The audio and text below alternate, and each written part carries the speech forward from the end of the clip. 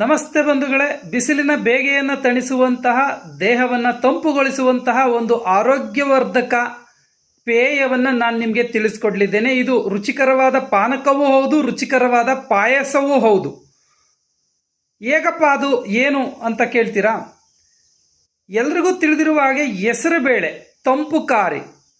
ಹೆಸರುಬೇಳೆಯನ್ನು ನೀರಿನಲ್ಲಿ ನೆನೆಸಿ ಮಾಡುವಂತಹ ಒಂದು ಸುಲಭವಾದ ಪಾಯಸವನ್ನು ನಾನು ನಿಮಗೆ ಹೇಳ್ಕೊಡ್ತೀನಿ. ಮೊದಲಿಗೆ ನೀವು 1 ಕಪ್ ಹೆಸರುಬೇಳೆಯನ್ನು ಬಾಣಲೆಯಲ್ಲಿ ಚೆನ್ನಾಗಿ ಹುರಿಯಿರಿ, ಕೆಂಪಾಗುವ ಹಾಗೆ ಹುರಿಯಿರಿ. ತದನಂತರ ಅದನ್ನು ನೀರಲ್ಲಿ ನೆನೆಯಿಸಿ. ಅದು 1ರಿಂದ 2 ತಾಸು ನೀರಲ್ಲಿ ನೆನೆಯಬೇಕಾಗತ್ತೆ. ಈ ಸಮಯದಲ್ಲಿ 1 ಕಪ್ ಕಾಯಿ ತುರಿಯನ್ನು ತೆಗೆದುಕೊಂಡು ಕಾಯನ್ನು ರುಬ್ಬಿ ಅದನ್ನು ಹಿಂಡಿ ಅದರಿಂದ ಹಾಲನ್ನು ತೆಗೆದಿಟ್ಕೊಳ್ಳಿ.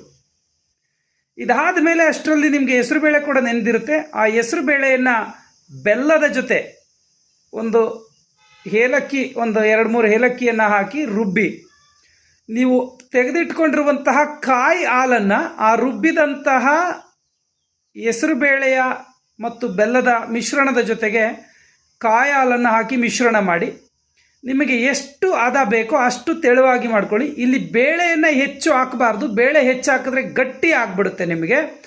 ನಿಮಗೆ ಪಾನಕ ಬೇಕು ಅಂದರೆ ತುಂಬ ತೆಳುವಾಗಿ ಕಡಿಮೆ ಬೇಳೆಯನ್ನು ಹಾಕಿ ಮಾಡಿ, ಪಾಯಸ ಬೇಕು ಅಂದರೆ ಸ್ವಲ್ಪ ಬೇಳೆ ಜಾಸ್ತಿ ಹಾಕಿ ಗಟ್ಟಿ ಆಗುವ ಹಾಗೆ ಮಾಡ್ಕೊಳ್ಳಿ.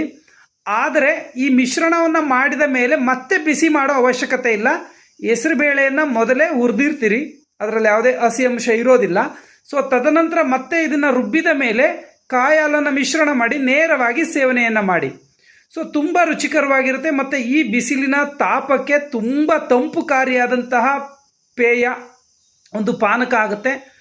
ಇದನ್ನು ಮಾಡಿ ಕುಡೀರಿ. ಕುಡಿದ ನಂತರ ಅದು ಹೇಗಿತ್ತು ಅಂತ ಕಾಮೆಂಟ್ ಬಾಕ್ಸಲ್ಲಿ ನಿಮ್ಮ ಅನಿಸಿಕೆಯನ್ನು ಶೇರ್ ಮಾಡಿ. ಇದೇ ರೀತಿ ಇನ್ನಷ್ಟು ಆರೋಗ್ಯದ ಸಲಹೆಗಳು, ಆಹಾರದ ಸಲಹೆಗಳಿಗಾಗಿ ಸದಾ ಸ್ವಾಸ್ಥ್ಯ ಮಾರ್ಗವನ್ನು ಅನುಸರಿಸಿ. ಧನ್ಯವಾದಗಳು.